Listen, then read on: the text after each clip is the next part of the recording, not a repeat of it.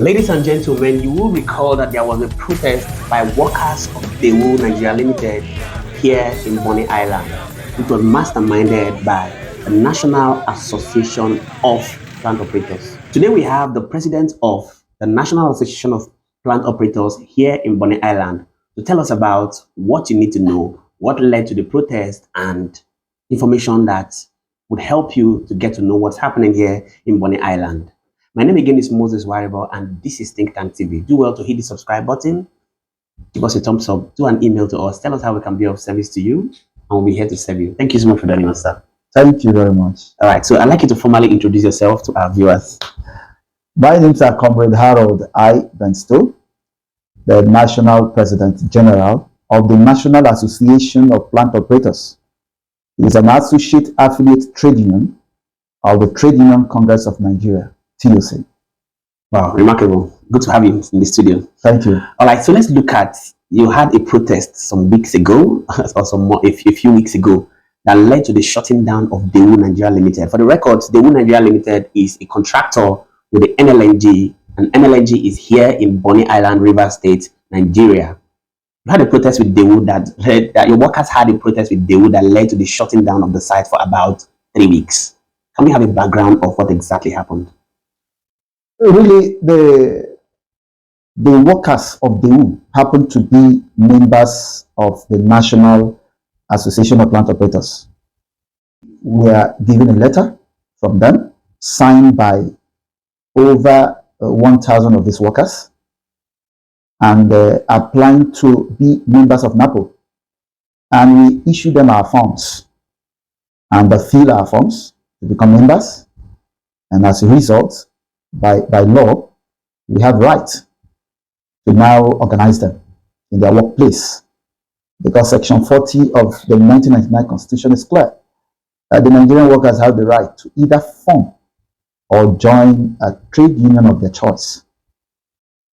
And within these rights, we approach the management of the union that we want to come and organize their workers that are our members. Several letters were not responded to, but the law is clear that the worker does not need the permission of the employer to organize themselves. And we move ahead and set up a date, also communicated with the management that on so date we are coming to conduct election for the workers to bring out their leaders, which was done on the 29th of August. And after that, we also forwarded a letter of introduction of these union representatives under NAPO, and also demanding for a time to start negotiating the collective bargaining agreement of these members of NAPO with the management of the company, which is also enshrined in the laws, both internationally and locally.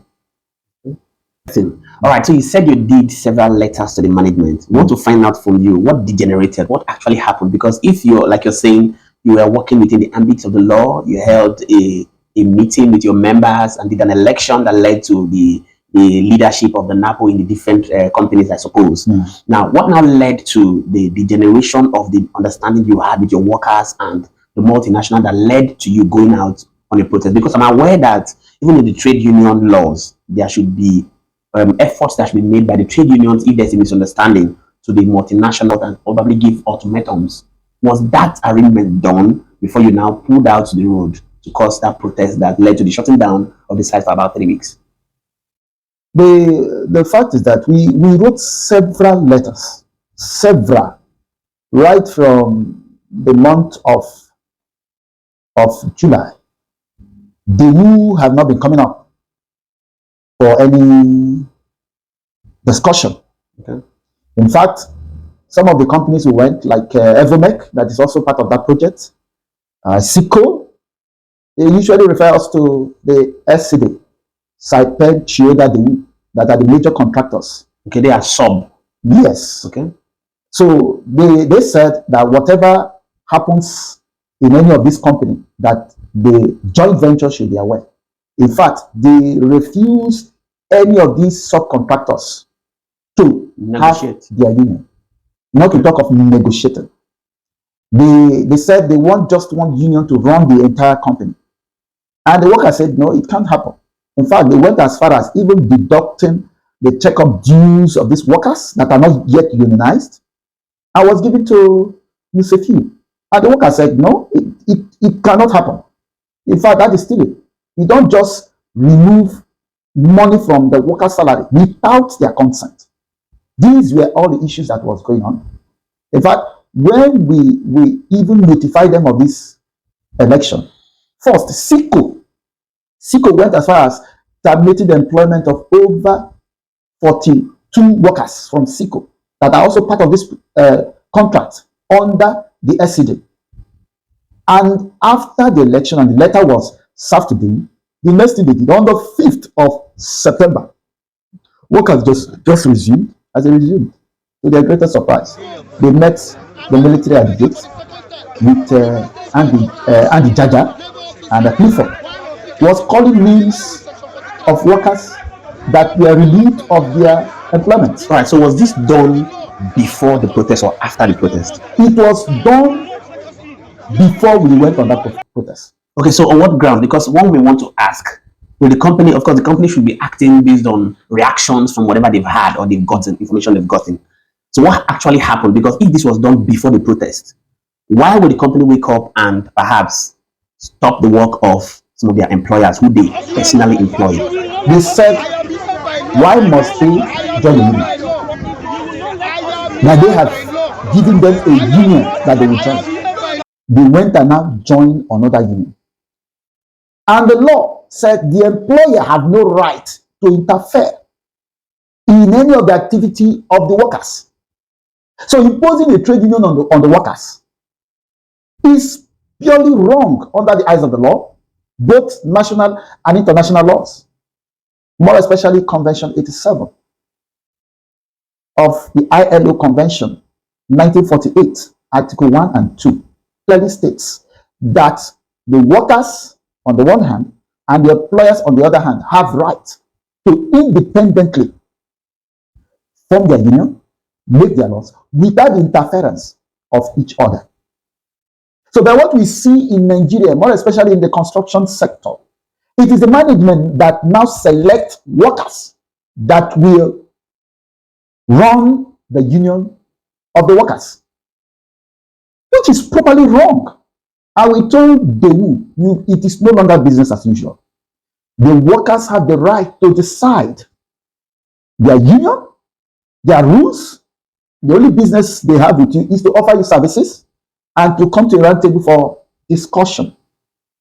And this is what the workers that are members of NAPO and that of SICO did. And as a result, the management, the employer decided to punish them for that. And on the side of SICO, 40-something workers were relieved of the employment. Then that of DIM, 25. So this was the reason why your union took to the protest? Yes. Immediately, the workers responded on that 5th of September, mobilized all their members, approached the admin department in order to inquire why will their fellow colleagues be sacked, especially those that were elected to represent them. Okay. On reaching the admin gate, the management has locked them out of the gate, and they sat on that gate, waiting for a response from the employer. On that note, the message came to our office, and I was delegated to rush down to see what was happening. And one of the purposes why we came from the office is to make sure that we manage the situation so that it will not go beyond what it is supposed to be. You know, in a situation like this, before you know it, workers will start reacting. All right. So you, as the union who was asked to go to find out what exactly was happening, you are the national chairman of the union, Yeah. that is National Association of Plant Operators. Yes. You're also aware of the rules of engagement as it has to do with unionism, where you know that ultimatums should be given, right? Did you invoke these rules of engagement to give ultimatums to perhaps get responses from the management before perhaps you guys went to the street? Now, there are some certain actions that require reactions. It was a sudden action And the workers on their own went to meet the management to ask why. It was the management who now shut them out. They didn't embark on industrial action immediately. They went to inquire. Why must you sack our executives? And the management now locked them out of the site. So they were there from the 5th, asking the same question, whereas the management were inside and locked the workers out. So they were there for 3 weeks, asking the same question. So it was the management who locked them out. Okay, let's delve a little towards the reason perhaps maybe the management did not engage in a negotiation with you. Yeah. We have information that the management intentionally refused to engage in a negotiation with NAPO because NAPO is not a recognized or registered union. What do you have to say about that? They are properly wrong, because we have a series of engagement with DEWU in particular before now in their project in Burama, building the fertilizer plant. We were with them at Federal Ministry of Labor when they terminated the employment of over 200 workers. We get involved and we told them that these are members, you cannot sack them for no reason. This matter was dragged to the Federal Ministry of Labor, and it came to a point that the issue of status was raised. And we told the zonal director, then Mrs. Akbar, that under Section 2, subsection 1 of the Trade Union Act, that NAPO have a status for the fact that it has started the process of registration. And the law says that nothing in subsection 1 of Section 2 of the Trade Union Act can affect our activity. In fact, when the law said nothing in that subsection, it makes that subsection a nullity, as long as the process of registration of NAPO is concerned. The law says we can take any step, any step, as long as it is geared towards getting us registered. Though I am not a lawyer, but then, as a trained labor officer, this law are clear. Besides, before now, we used to have what we call the United Labour Congress of Nigeria. It was a labor center that was undergoing registration far back as between 2017, 2019. They were all over the stream. This is a breakaway from the NLC as at then, when the issue of election of Ayubawaba became an issue. Then Duajiro, Igwe Chase from Lupeng, and others agreed. They went and formed the United Labour Congress of Nigeria. It came to the point that after much agitation, the Minister of Labour saw the agitation and they were included in the national minimum wage that we now have now, the minimum wage of 30,000. Remember, the ULC came up with a minimum wage of 105,000, whereas NLC and TUC came below 56,000. So you are saying that by virtue of the fact that your union is undergoing registration, it gives you every right to engage as a union. That is certain, because without having a member, you cannot even apply for registration. The law said, before you apply for registration to be recognized as a trade union before the register of trade union, first you have a minimum of 50 members. And do you have up to 50 members? No. We have more. Okay. When they say minimum, it means you can exceed. I get it. Yeah. So you have a minimum of 50 members. You have an office. You have trustees. You fill the form, and so on. You have a constitution. So the law recognizes what we are doing as long as it is geared towards getting us registered. So the workers are part of those members that you have formed. Okay, Mr. President, I'd like to go towards the area of the DEWU issues you had in Durama. If the same DEWU who you have an issue with in Bonny attended to your union in Durama, but refused to attend to your union in Bonny, what exactly is the issue? Why the different treatment? The different treatment is the community we find ourselves. I would like to just go straight to this letter. This letter is dated Wednesday, 8th January 2003. A consultant to do letter of invitation were directed by DEWU Nigeria Limited to invite you to attend a meeting with the management of DEWU Nigeria Limited to discuss issues concerning your association in the Cotton Channel Integrated Project. This is in Asarekaro here, Calabar region. They also participated in the Shell project. And NAPO was fully involved. They negotiated with NAPO, collected our members, and we protected our members in Cotton Channel. In our farm, they have been having dealing with NAPO. In our farm, in River State, Eastern River State, go to Delta State, they knew NAPO. Not today. You can see as far back as 2000 and how many years. So you are saying it's a community issue that is peculiar to here in Bonny. That is just the problem. That is just the problem. That when the train started, what we did, knowing what we will face and our members will face, we first of all do letters to the Inspector General of Police. First, that he should call his men to order, more especially the River State Police Command. They usually dabble into labor issues just for personal interest. No, of course. I like to hold you here. Of course, the Nigerian police force is a force that's ensured and saddled the responsibility of ensuring peace. So you can't rule out them getting involved in labor issues, because obviously, if you have issues that will bring about destruction of property, the police should definitely come in. So for them to react before even the issue degenerate, I don't think it's out of place. Now, the issue is this: for 3 weeks, the workers have not burned any vehicle. They've not destroyed any company property. For 3 weeks, they were there. What will warrant a DPO? I'll mention his name, Abubakar Usman Sadiq, to tell the workers that over his dead body, that he would allow the to negotiate with perhaps workers under NAPO. I would like to believe that maybe you don't have a proper working relationship with the police, because as a union, you should obviously have dealings, relationship with police. You want to do a protest, you let them know we're doing protest to get them informed and aware of your agreements. If we don't, we will not write to them.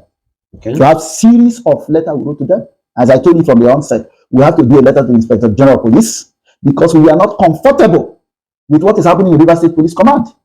We have 3 signals now, as I'm speaking to you. We have 3 signals from the Inspector General of Police to the River State Police Command to investigate some of the officers that are dabbling, that are going beyond their professionalism, to start getting involved in labor issues at the detriment of the Nigerian workers. And it is live fallow in the offices in the River State Police Command, and nothing is happening. Okay, let's go straight to the point as it is. What exactly are your demands as NAPO, as a union? What exactly do you want from the multinationals? Now, the workers that are members, which are the primary concern, they said you should allow them to exercise their right to freedom of association. That the management have no right to decide for them which union to belong to, and they have chosen NAPO. And they said they want to negotiate under that platform. Now we are telling them, just as they have been having dealing with NAPO in other places, they should continue to comply with that. It doesn't matter the community they find themselves, because after all, Bonny is also part of the Federal Republic of Nigeria that is guided under the constitution of this country. So do you not think that they will, like I said earlier, that negotiated with you in other areas where they have operations, and it's not negotiating with you beyond the community issues? Because we have information that they will, during the period you had misunderstandings with them, did a letter to the Minister of Labor, right? So the responses they got from them is what is causing them not to give you the relevant attention to let the companies negotiate with you. I don't think so, because they have legal representatives. Like the one we wrote, I showed you here, is from Sullivan, a consultant, a legal consultant to them. They have them more. And they should consult them properly. The proper thing to do, if a letter comes from the Minister of Labor, they should invite NAPO. NAPO is not a terrorist organization. They should invite them as usual. Come, it's a letter that is coming from the Minister of Labor that we cannot deal with you. I will sit down with our own counsel. I will look into those letters. I will know for sure what those letters meant. Now, this letter, one of those letters they are cited, it was directed to Saipen. Our lawyer wrote to Saipen and to DEU in their various headquarters when they published a memo saying that NAPO is illegal.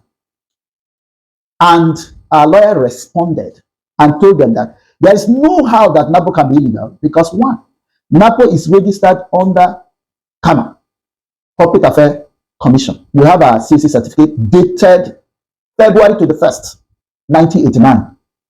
Okay. We've been using that to operate for a long time. Before 2012, we start pursuing registration as a trade union. And under that, this is a letter from the Nigerian police. Nigerian police to write, they wrote to give an information to the River State government when CAC was making an inquiry about a group that wanted to register, called themselves Bonny Indigenous Plant Operators. And we wrote to CAC that already there is a union operated under that platform. CAC now wrote to River State government. River State government make inquiry from the Nigerian police, who furnished them with information about NAPO. Do you know that it is this same Nigerian police that are now questioning the authenticity of NAPO after they receive that letter from the Registrar of Trade Union writing on behalf of the Minister of Labour that NAPO is not yet registered when Saiped made that inquiry. Now, in her statement, NAPO is not yet registered. The word yet shows that there is an ongoing process. Though we still find fault that the minister will allow the registrar to make that reply. Because under the Trade Union Act, the moment a trade union that is undergoing registration passes the stage of the registrar, because if a registrar deny a trade union registration, the trade union have 30 days to apply, to appeal the decision of the registrar. And after appealing that decision, he has automatically passed the stage of the registrar. The registrar has no power whatsoever to interfere in that process again until the minister determines if it will uphold the decision of the registrar or not. So what you're saying is this is for the law states, right? Yeah. Obviously, when we have systems, we have departments, ministries, and agencies, we obviously know that there's bureaucracy. Thank you. Right? And the registrar sometimes step into the shoes of the minister, sometimes directors does as well. Not in this instance, because the law has made a provision already.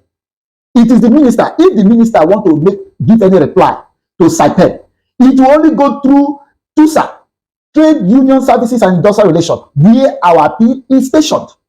All right, Mr. President, I'd like us to look at the state of things as it is now. Where are you so far with your agitations, with your demands in the companies? Where is NAPO as it is? Presently now, we have so many issues that we have put on ground to address the issue. One is challenging the action of the military, how they came into the site and torture to the extent of causing injury to our members on the 7th and on the 8th of October. Some of them are still hospitalized. In fact, we want to give them the needed protection legally. So what it means is you are in the legal processes. Yes. You're filing suits to yes. those who caused the the pain, the failures of NAPO at the time. Yes, thank you. Because right now, the Inspector General of Police, one of the letters we wrote during the attack, have ordered the River State Police Command to investigate what led to the attack of NAPO members. From the attack when Michael Lenz Aprebo and some cohorts came and attacked the workers, now culminating in those who led the army on that evening to attack workers. That investigation is ongoing before the DP of FINIMA and one Sikpi, who is now parading himself as a prosecutor in the matter after reading our petition.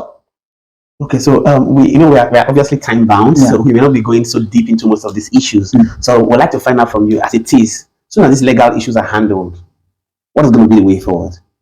The way forward is for them to do the needful, and NLNG should advise them to do same. Because even if parties are in court, that has not ended room for discussion. As we say, that the knows the proper thing to do. NLNG also knows the proper thing to do. Taking advice from selfish individuals within the community will not do them any good, because the law is clear. All right. They must they must comply with that law because we are not backing down until they do the property in this 27. Wow, remarkable. So let's look at it from the angle of your workers. You had a lot of people that supported your movement. You have a lot of members from the protests and all that happened. It's obvious. As it is now, most of your members who were with you perhaps has gone back to work. Do you regret your actions? Do you think if given the opportunity, you would not do what you did earlier? No, I have never regretted my actions because what I am doing is back to the law and it's for the benefit of Nigerian workers. You see, it has been long that we have been cheated. This project, as we know, is a 10 billion US dollars project. And 10 billion US dollars project will go a long way to help the manpower to be well off at the end of the project. We've done 6 projects and nothing to show in this community that people like me and you participated in a multi-billion dollar project. Nothing to show. This 37. What is the benchmark for workers? We are talking about the major contractors making out of the worker salary 10 to 12 billion naira every month. Money that was supposed to be paid to the workers. And they take away this money and they go out to develop the Americans, the Asians, so we that are working here. Mr. President, do you not think that your union does not have a good collaboration with other unions or perhaps the community? What relationship does your union have with community stakeholders, with the traditional institution and other unions that are operating within this fair? Now, you see, the community decide to dabble into what is beyond them. The labor law is clear that employment and labor matters are under the exclusive list of the federal government. It is this community thing. When workers have issues, they go to the palace. We've done that from 31 to 36. Also 2 projects in Mobi, and nothing has come out of it. In fact, this is this palace that the chief will tell these workers and said that if they pay them this money, that they will come and take their wives. And they will pour them water on the streets. And they don't, that when they were working, what they pay them is in shilling. You now compared your time to what the workers are working today, as if that it is the same economic state that we find ourselves. Mr. Chairman, we'll be bringing a discussion to a wrap. But on a closing note, I'd like you to say, how safe do you feel as a person who tends to struggle and to fight for the generality of the public? How safe are you? And what last words do you have for your members and to perhaps the multinationals who has not responded positively? Well, they say safety is of the Lord. God Almighty first is the one protecting me. There have been several attempts on my life, but it will not do anybody any good if anything will happen to me at this point, because I foresee a bigger crisis. I am a hope to the hopeless now. As I continue to speak, people are just being killed, because you know what happened after 26. The community boiled to an extent that the youths went to the creeks and start fighting the community, to the extent that most of the chiefs fled the environment. And we know what we suffered. We don't want this to repeat itself after this 37. That after this project, these boys will not look back and nothing to show.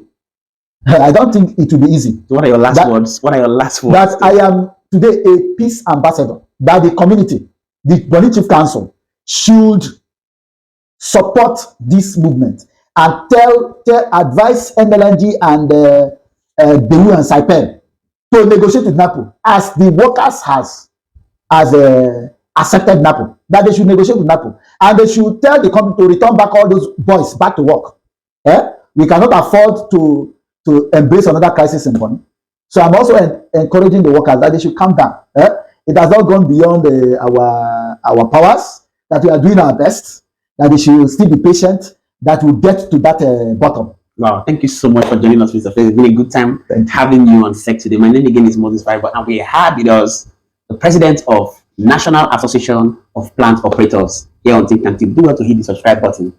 Do well to do an email to us, call our phone lines, tell us how we can be of service to you, and we'll be here to serve you. Thank you so much for joining us. Bye for now.